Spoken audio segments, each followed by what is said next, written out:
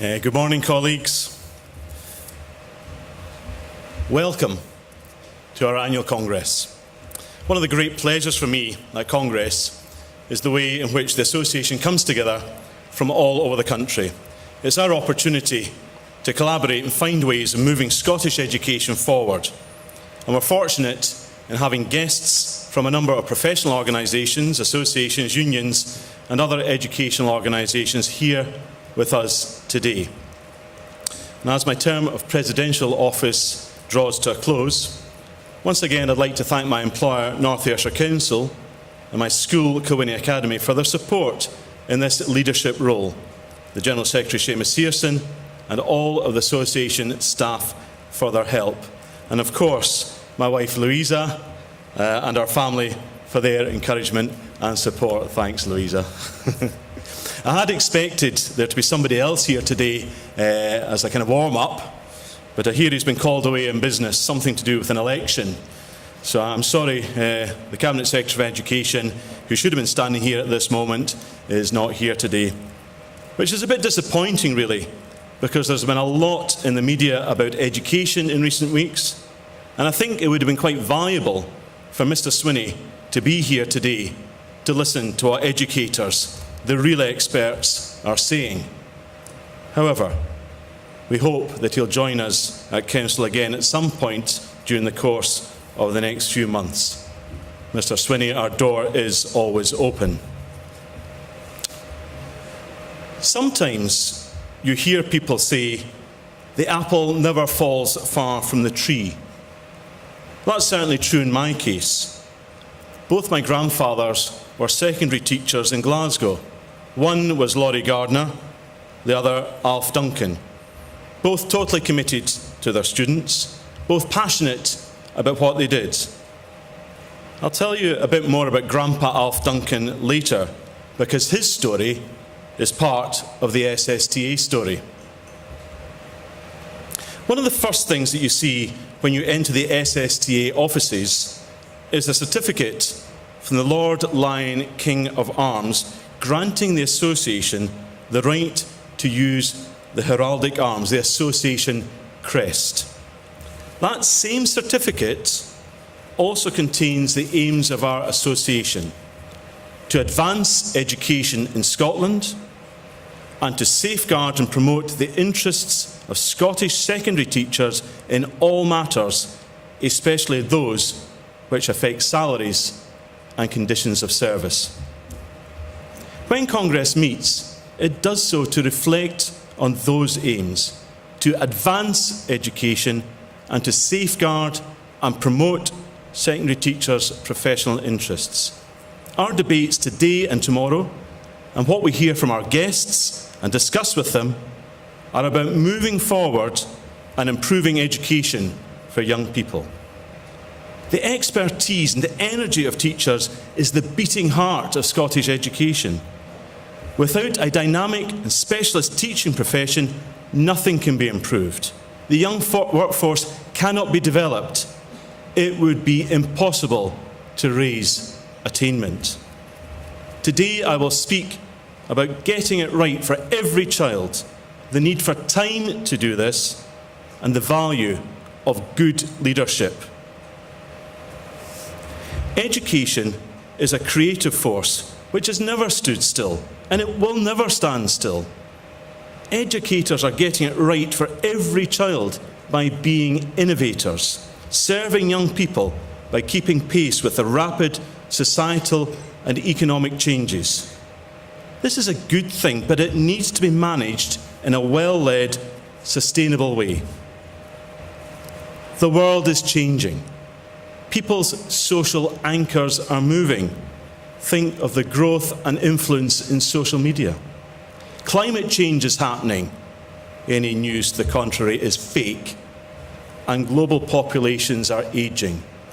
Teaching is getting harder. Recent news headlines have told us stories of global fragmentation and stabilisation. The world has grappled with the issue of those fleeing war and persecution. In places, education has come under attack, and those responsible for bringing youngsters to a mature understanding of the world have been increasingly undervalued in the face of austerity. The days of a job for life have gone. Researchers predict that today's young people may have as many as 12 to 15 jobs in a lifetime. The Institute for Public Policy Research this month published the Scotland Skills 2030 report, stating that nearly half of Scottish jobs could be automated in less than 15 years. The foundations of deep learning and the ability to transfer skills are more important now than ever before. Our role as educators is to ensure young people have the competencies they need for life. More than ever, we work tirelessly to move them beyond the simple ability to pass an exam and to ensure that they have the right foundations for lifelong learning. In spite of, or perhaps because of, the austerity agenda, groups of teachers have worked together to seek stability, to foster equitable approaches to education for all, and to emphasise the need for an energetic, expert workforce. The voice of teachers, through the democratic processes of their unions, must rise above the din of political whim and spin to be heard clearly. We must hold up a hand and count to 3 until we are heard. Education International is a global federation of teaching unions representing over 30 million education personnel.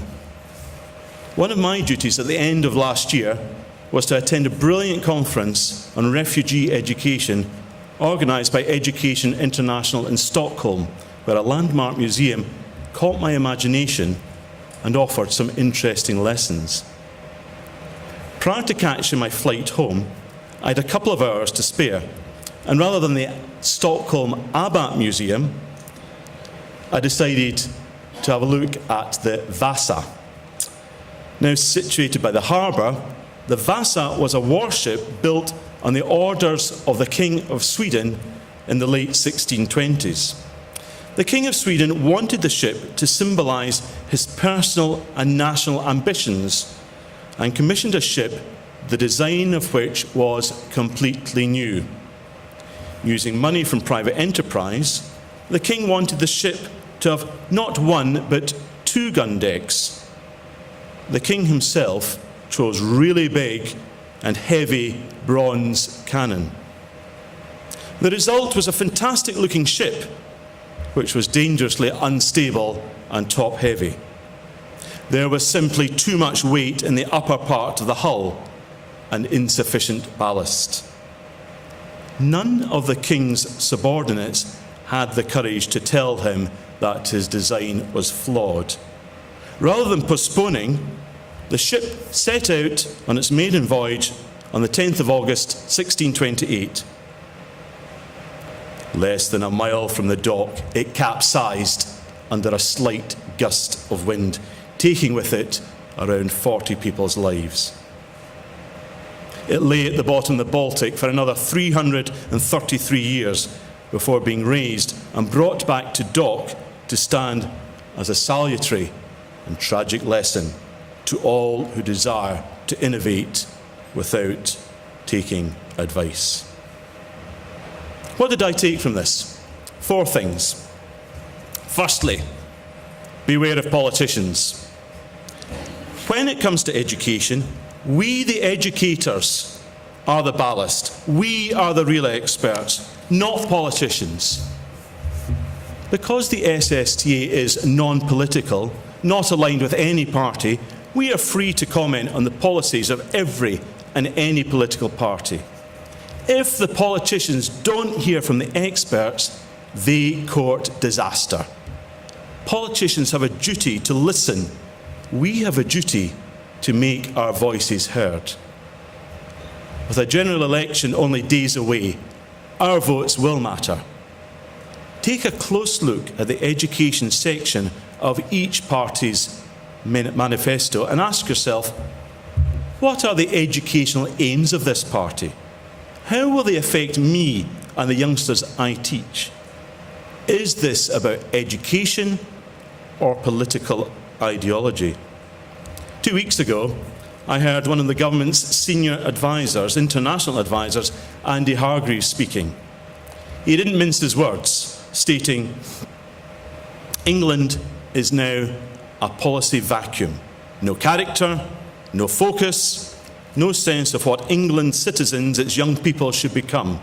Just markets, academies, grammar schools, choice, fracturing, segregation. More of the inequalities that separate each of us from all the others around us. More intersecting identities, less interacting identities. What do we want for education in Scotland? Certainly not a business-driven model, defunded and starved of resources, putting profits before pupils. Secondly, the captain of the Vasa knew it wasn't seaworthy. In fact, as a part of a test of seaworthiness, he had the crew run back and forth across the deck to show one of the King's vice-admirals that the boat was unsafe. The test was stopped early because they feared the ship might capsize right there and then on the harbour side. The vice-admiral had no desire to tell the King that his pet project was quite literally full of holes. Institutional factors can prevent good decisions from being made, and sometimes it's important to be prepared to reevaluate a high-profile project. We are waiting for an announcement on the governance review. When the government's ideas appear, we need to be ready to ask, will this result in a reduction in teachers' autonomy? What effect will it have on workloads? Is there a possibility that teacher unions may be edged out in policy development? Will those responsible for running education have a high level of expertise and understanding? And will it benefit teaching and learning? Thirdly, it is vitally important to test new ideas carefully before rolling them out on a grand scale. How many false starts have we experienced because no small-scale testing has been carried out? With all the changes that have been taking place in National 5 exams, how certain can we be that they are ready to roll? Or is there a risk that they may roll too far? Fourthly, it's okay to fail sometimes, and we need to learn from mistakes. There needs to be an expectation that things will go wrong sometimes, but if mistakes are likely to have life-changing or even life-ending consequences, and perhaps be remembered for centuries, it's probably safer to try and get it right from the get-go. And sometimes it's better to turn back than to get lost. So the tragedy of the Vasa teaches us 4 things. Listening to experts is important. Institutional factors can prevent good decisions from being made. Test new ideas carefully. Learn from mistakes and try and get it right before you set off. Getting education right for every child means you need to recruit, retain, and reward the right people to be teachers. Professional learning has to be given priority, not as an evening or weekend activity when teachers are tired and may have other responsibilities, but as part of their working week. In 2001, if you cast your minds right back, half a lifetime ago almost, we saw some very positive steps in this direction. The Macron report, TP21, introduced a new career structure, including chartered teacher, remember that? Improved conditions of service, restored pay, and introduced opportunities for better professional development and support, and new negotiating arrangements. In doing so, it paved the way for a curriculum for excellence, conceived in 2004 and implemented from 2010 onwards. At first, teachers expressed concern about the vagueness of the new curriculum, and many teachers expressed concern about the lack of clarity in terms of classroom expectations and assessment of pupils' progress and attainment. However, most teachers also believed that the principles underlying the new curriculum were valuable. Who could disagree with the idea of a nation of confident learners, responsible citizens, effective contributors, and successful learners? But one of the problems with ACFE, or CFE as it later became known, was that secondary teachers had absolutely no idea what the final assessments would look like for school leavers. By 2012, Charter Teacher was no longer an offer, despite the fact that it had been seen internationally as an excellent opportunity to raise teacher status, to enhance teaching and learning, and to support young people in achieving their potential. Following a drastic and ill-considered cut to supply teachers' pay, there was a real teacher shortage, making CPD more inaccessible. Pension costs were increasing. The pay restoration of Macron was effectively being undone, and support staff were being cut left, right, and centre. Exam guidance and procedures arrived late, and requests to delay starting new exams in 2013-14 were refused, unless you were a school in East Renfrewshire. The consequence of this was that we had a workload spike, the sharp end of which has now been poking teachers hard for nearly 5 years. The late and untested introduction of the new exams led to an unintended and unsustainable workload for teachers and pupils. The exam system didn't quite capsize in harbour, but it was only because every secondary teacher in Scotland was bailing as hard as they could to keep things afloat.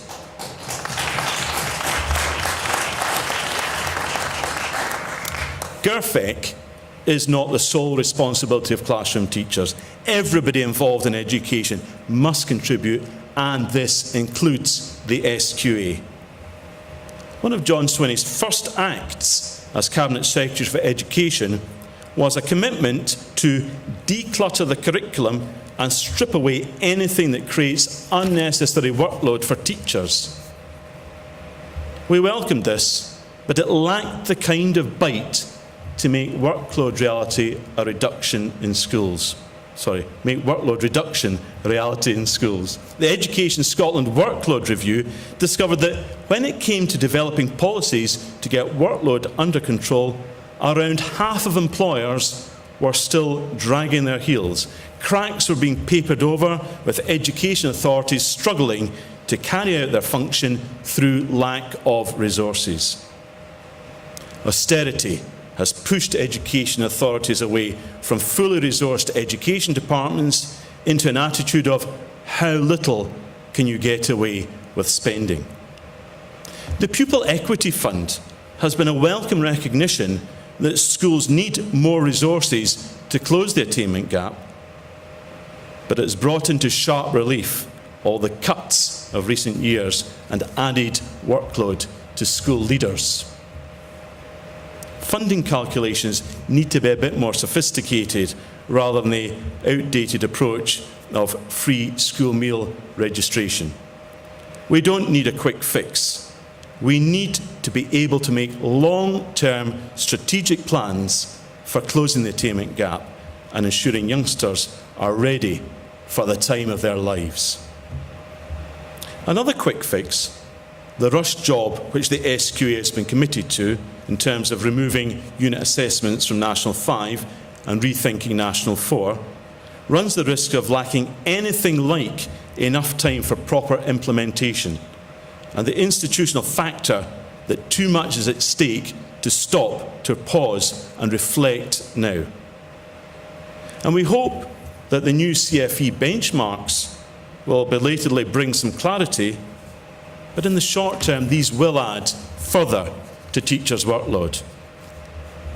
I remind you of the old saying, haste makes waste. So I ask the question, as teachers, are we surviving or thriving? Do we have the time to plan, teach, assess and evaluate, and thereby get it right for every child? I think that those who are not educators sometimes imagine that teachers are only really working when they're engaged in class contact. We know the reality is that what happens in the classroom is only the tip of the iceberg. Buoying up that visible tip is a much larger unseen structure, a mass invisible to most, but which makes everything else that makes good quality teaching and learning possible. Planning the experiences, preparing resources, arranging the learning environment, knowing the pupils, thinking about how to assess the outcomes, maintaining current subject knowledge, reporting in progress, evaluating the quality of the learning, and so on. Getting it right for every child means that a standardised approach isn't good enough, and a personalised approach takes longer.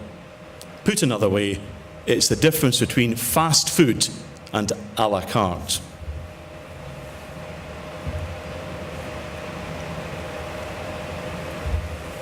A few months ago, I heard some new ways of describing ways to get teachers to work for free. You can now include added discretional value, discretionary energy and functional flexibility on your buzzword bingo list. Teachers go way beyond their contractual obligations to nurture youngsters, and they give their time freely to close the attainment gap, but little of this work is truly recognised as part of the job. How many of us here recently led Easter schools, offer support to study before and after school and at lunchtime, mentor pupils at risk of underachievement, offer before and after school clubs, led and participated in evening events such as discos, concerts and shows, organised and supervised extracurricular trips, engaged in more marking and preparation than time allowed, prepared for inspections, carried out all the development work to enable us to teach, and met with colleagues in our own time. And how many of us talk of just surviving through to the end of term? Despite the stress and work pressure, teachers have the lowest absence rates of any local authority employees. And yet, how many of us find ourselves subject to draconian absence management policies? How many of us have been refused things like compassionate leave and time for moving house, weddings and funerals? In what way are teachers nurtured? Developing the young workforce is a key government strategy, but are teachers' employers setting a good example? As teachers, we want to do a good job. We want our pupils to succeed. We want to be happy where we work with minimal stress. We want to close the attainment gap. We want to give everyone the best start in life. The OECD Programme for International Student Assessment, reporting international samples of 15-year-olds' performance in maths, science and reading every 3 years, was published in November. In the PISA report 2015, Scotland's performance has slipped, and this was seen as a big concern by some politicians who only looked at unhelpful country rankings. Now, it's been suggested that the PISA tower is leaning. There have been criticisms of its tests, criticisms of how pupils to be tested are chosen in some countries, and criticisms of its use of statistical techniques to create country rankings. Any educator will tell you that an over-reliance on standard tests narrows learning down to what can easily be measured.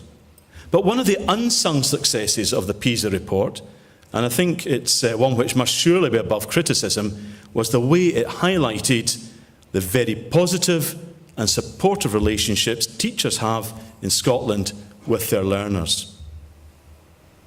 Politicians are fond of OECD statistics. One of the reasons we're about to experience the big data collection in the form of standardised assessment is the OECD Scotland report. But let me quote from OECD's 2014 Education at a Glance indicators. A teacher of general subjects in upper secondary education has an average teaching load of 655 hours per year.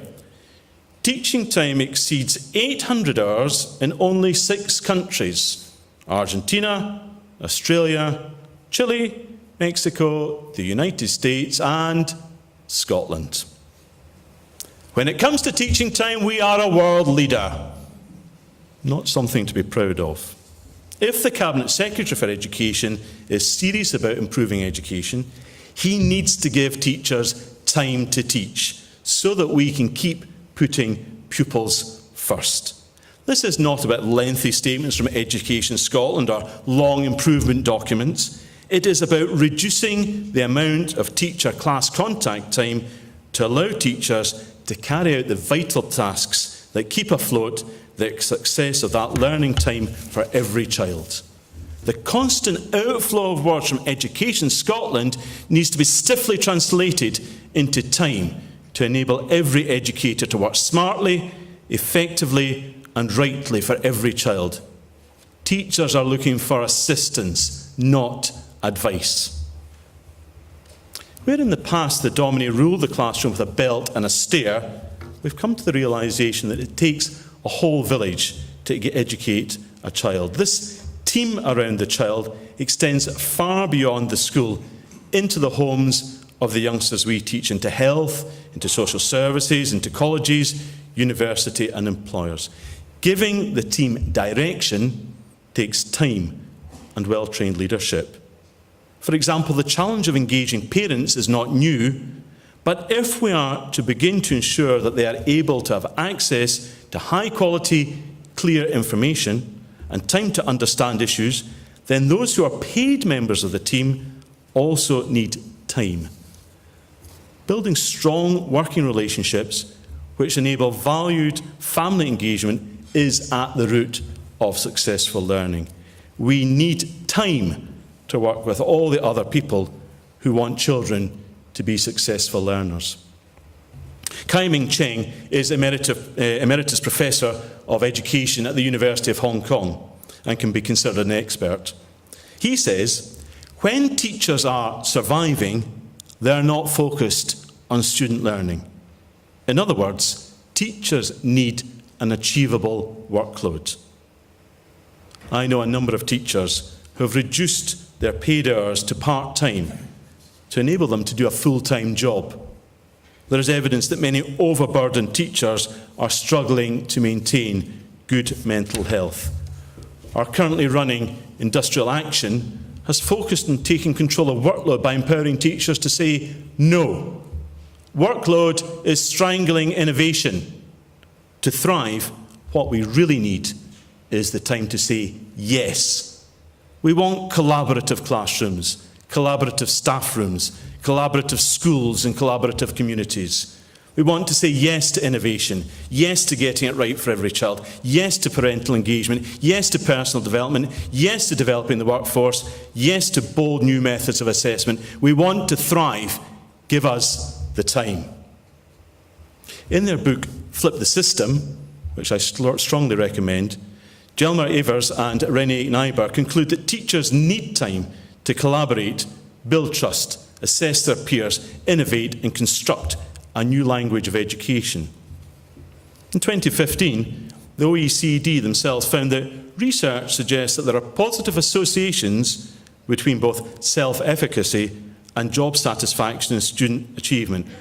In other words, the more fulfilled teachers are by their achievement and the more opportunities they have to collaborate, the better the quality of youngsters' learning experiences. Teachers feed on their students' success. But if they're constantly overburdened with tasks they know they will struggle to complete, teachers experience stress, which inevitably transmits to the learners they're working with. Remember, teachers' working conditions are still youngsters' learning conditions. Acknowledging the professionalism of teachers means that there needs to be adequate time to prepare, reflect and collaborate. And Evers and Nyber suggest that spending more than 19 hours in front of a class per week seriously hampers the capacity to place teachers in the lead. We want to teach, and we want the time to do it. Finally, we need to offer good opportunities for leadership. Getting it right for every child requires time, and the effective use of that most precious resource, time, requires good leadership. Effective, nurturing leadership must be about good pruning and weeding to allow a few central ideas to blossom rather than allowing 1,000 ideas to bloom. Sometimes it feels that there are rather too many great ideas in education to really comprehend them all. And rather than handing young people cut flowers, as teachers, we're just really trying to teach them to cultivate their own plants. The ADES Charter 2016 states, there is a growing challenge across Scotland in the recruitment of high-quality teachers and head teachers. ADES sees this as one of the most immediate challenges facing Scottish education, where teacher shortages and declining numbers of applicants for head teacher posts pose a major risk to the system.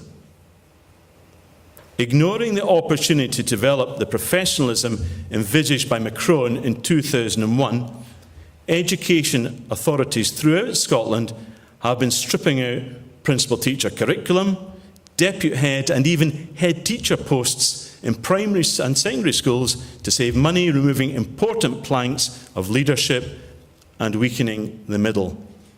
You can't steer a ship without someone at the helm.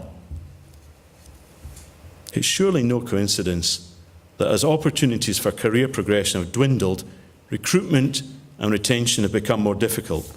There's plenty of evidence that almost all graduates are attracted by opportunities for career progression.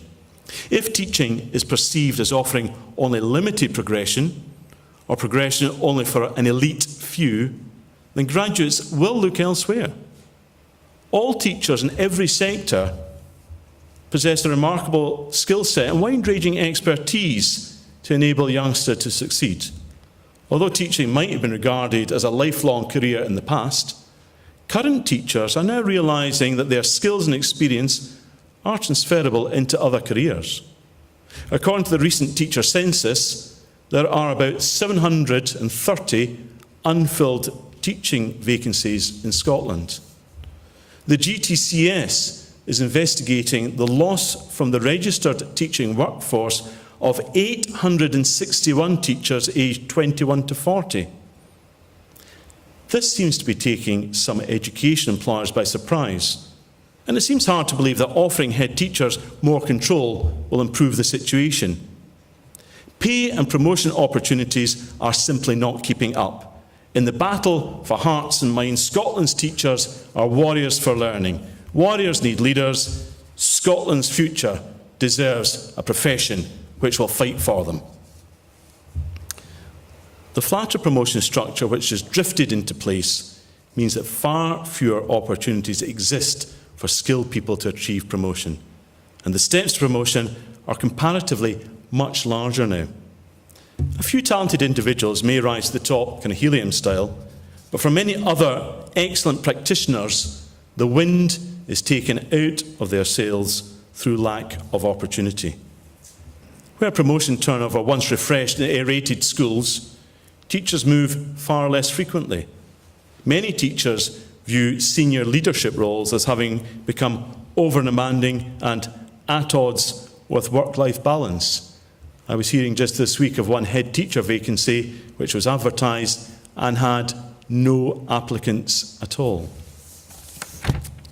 The SSTA, we are seeking to start the debate on how a few more rungs on the promotion ladder can be reintroduced, with the benefit that workload and leadership expertise will be more equitably shared and rewarded.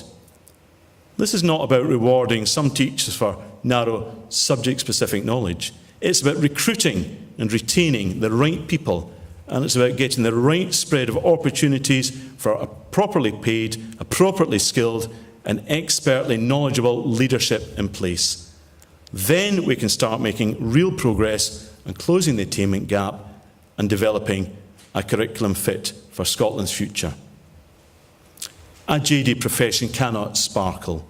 The ship is wobbling.